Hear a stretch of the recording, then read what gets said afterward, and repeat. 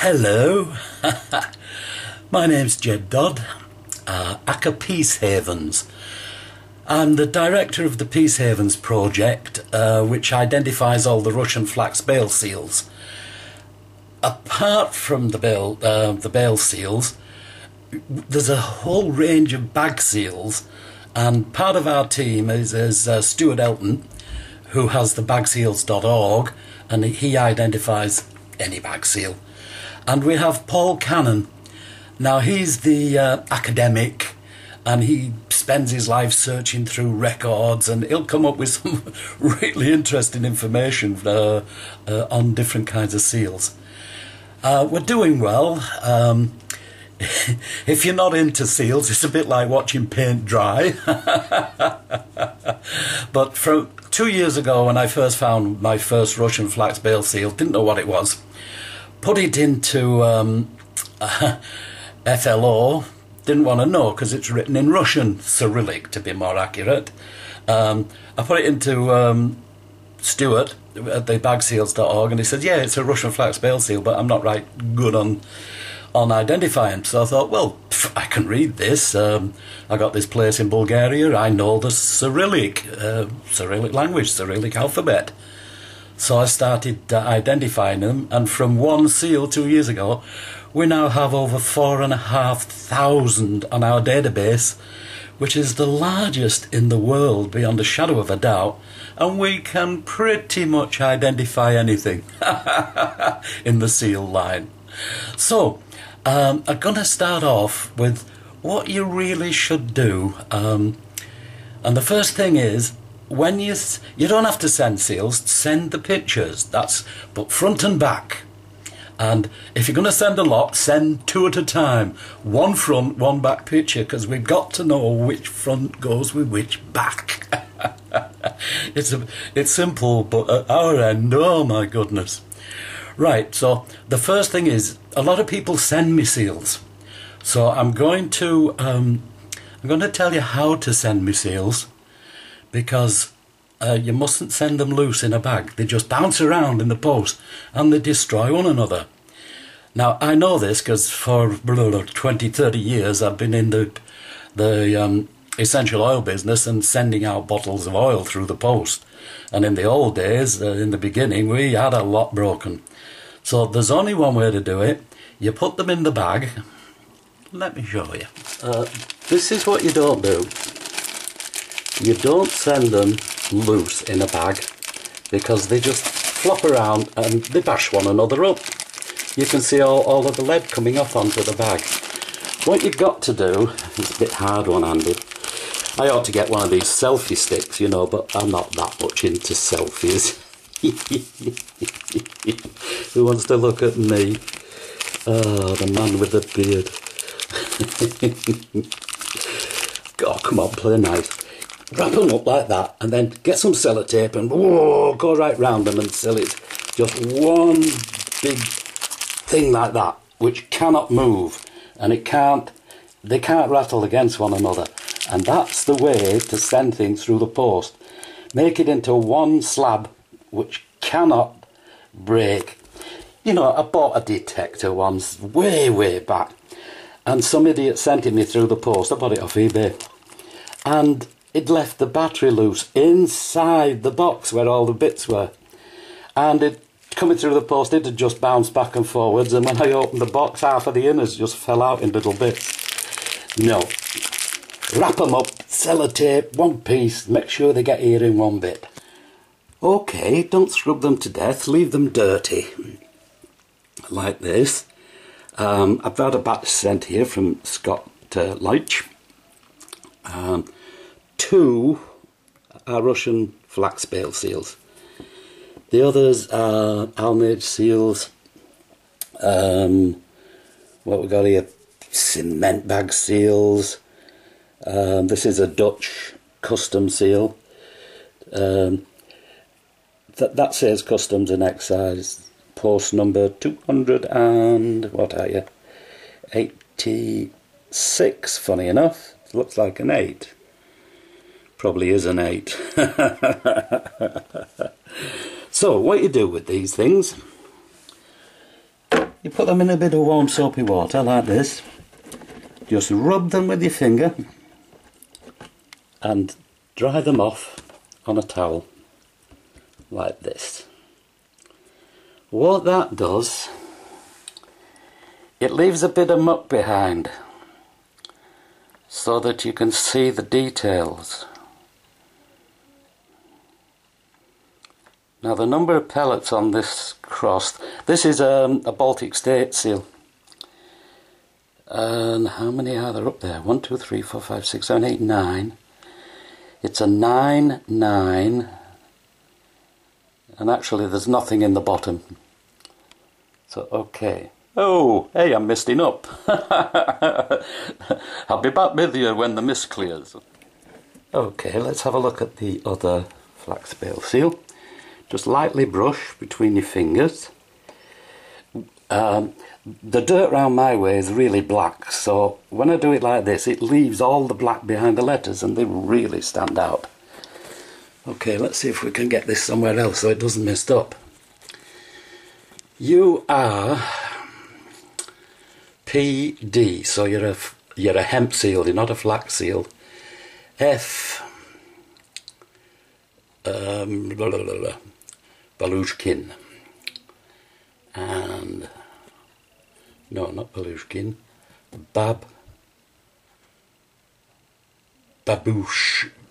Babushin, that's it, Babushin, and SPB, that says St. Petersburg, and it's written in Latin on this side.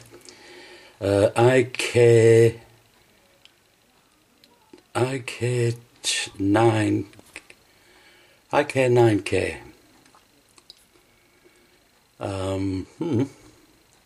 Unusual for a hemp to have that sort of classification.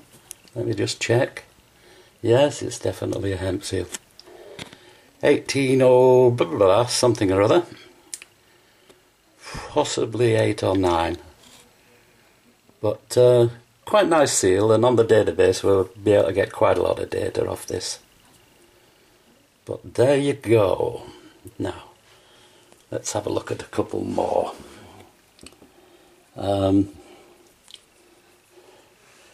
This is a cloth seal, alnage seal. Not my department at all. This is where Stuart Elton comes into his own. He's got a book out on cloth seals actually. But send pictures of these anyway, and I just call him up and he identifies. Really glad to do it. He's as big a nut on seals as I am. Even things like this, he will instantly recognise what these are, but I had a little look on the back and I'm not too sure if one is Russian, but the other one says Budapest round the bottom in Latin. There, look. Budapest. So he will know what these sort of things are. No problem at all. And when it comes down to something with just an initial like this, then Paul Cannon researches the history of these things. What else we got that's still mucky down here? These are beyond the shadow of a doubt. I have no idea what you are. Let's have a look. Webb and Sons, Seed Merchants. Right. Nice one there, Stu. I'll put that on the site. You can have a look, and it's very good. That'll come up nice. The others here are cement bag seals. I've had these before myself. It's a penguin. Is it a penguin? Pelican. Pelican. And it's sat on a nest of eggs, and it's a cement bag seal. They're quite common, but there you go. Hull. There's a cement works in Hull. Stu will fill you in on these. And there's one here with just the Star of David, and a 6631. Very hard going one-handed. ES and Co there, Stu.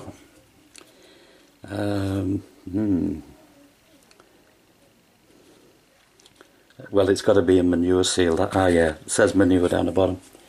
Manure seal. You'll get most of these. There only seems to be flax seals in quantity round up north where the mills are. Up north, you know, in the satanic mills. Procter and Ryland manure. Yeah, they were spreading guano and stuff on the fields. Spill somebody in Baker. Yeah, mainly manure seals. I'm just having a quick look through these because you never know. And now and then one of these.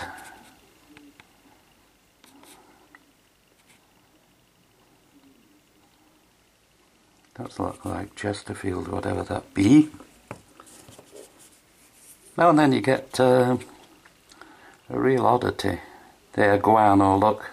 That's another fertiliser seal. What have we got on here?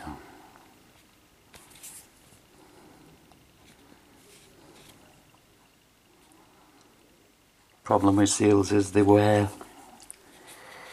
Now here's a good one. London. James. Somebody or other. London. Still no. The minute I see the words written in Latin, London, I lose interest. Peruvian guano. Yeah, another fertiliser seal. Somebody were making a big fuss about night soil on land. I mean, they've been putting it on there for years. Anyone who's detectoring has been digging through night soil. They mixed human excrement along with the guano and whatever. With the seals, when they rotted the seals, the rotted stalks were really good fertiliser. And that's interesting. And they used to mix that with night soil and spread it on the fields. If you go to the Bentham page on the site, it tells you here how the seals got into the fields, and they were mixed with the night soil, human excrement, and it just takes you through how they got there. It's also full of information on flax and the whole caboodle here. Now, you're interesting.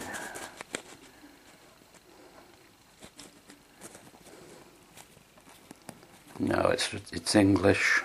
It's Latin, I should say. Written in Latin. Stu will know what that is. But, whoops, come on, get yourself sorted. There you go. Out of that lot, most people find masses of these manure seals down south, as I was saying. Very luckily, he's got a couple of Russian Bale Seals. One is Baltic States, which is presumed to be flax. Could be hemp, but there's nothing to say otherwise. When you get these Russian Bale Seals in the southern regions, normally they are hemp. That P says Hemp Inspector, PD. Hemp Inspector, because they used to do single bales of hemp and they used to make ropes out of them, whereas it's got to be an LD to be flax. At Bentham, I mean, we got over 1,000 seals out of the Bentham field, and virtually every one of them was flax. There was the odd hemp in that they brought in to make a bit of rope, but I mean, I'm working at Westhouse, 550 seals sat out of those fields. Majority of those flax, of course, because it's a flax mill, but quite a few hemp amongst them. And then at Follygill Mill, they were all hemp. Hemp seals, because it was a rope making mill, a twine mill.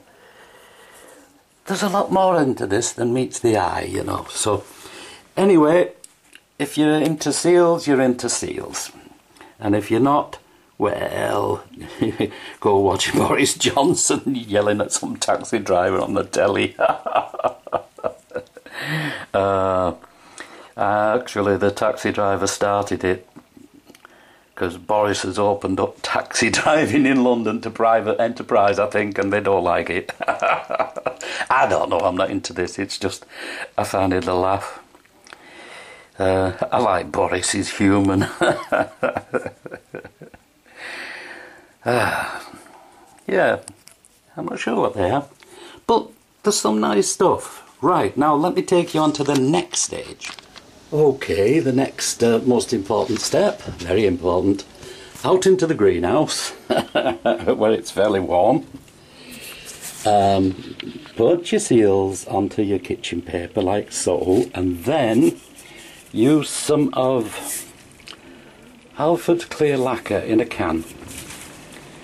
And what this does, it seals, see if I can do this without spraying the camera. Spray your seals like this, and it seals all the dust in, because one of the dangers of handling thousands of seals, you would get lead poisoning, definitely. You'd breathe in the lead, don't do you any good. So let's lacquer them, and then you leave them, whatever, 20 minutes, depends how warm it is, and let them dry, and then you do the other side. Okay, and then the seals end up on the PeaceHavens project database.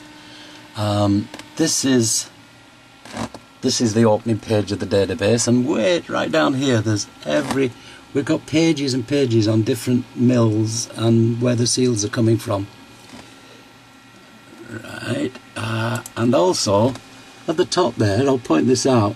This opens up when I open up my computer. It comes here, and I can have a look at the weather forecast here for Blubber Houses. It's where I'm working at the moment, and get an hourly forecast, and it says, oh, look at that, it's going to be sunny all day. Partly sunny anyway, no rain.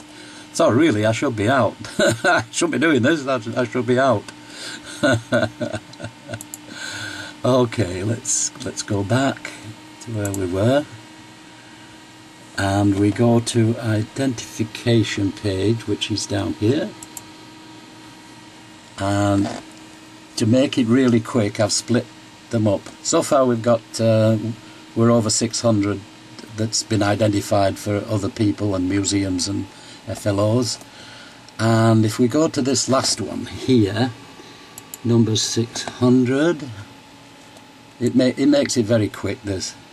And as you go down, and as we get to the bottom of the page, the last one, you've just seen this, I've put it onto the database.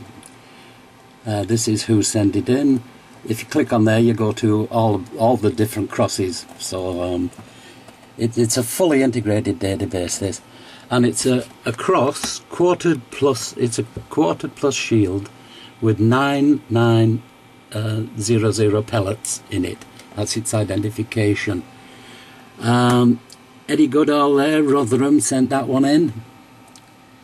The one before that, then Nigel Makin, found at Ray Green, Preston, and then Stuart sent one in from the Bag Seals, found by Mark RS in Scotland, and they're all here ready to be looked at.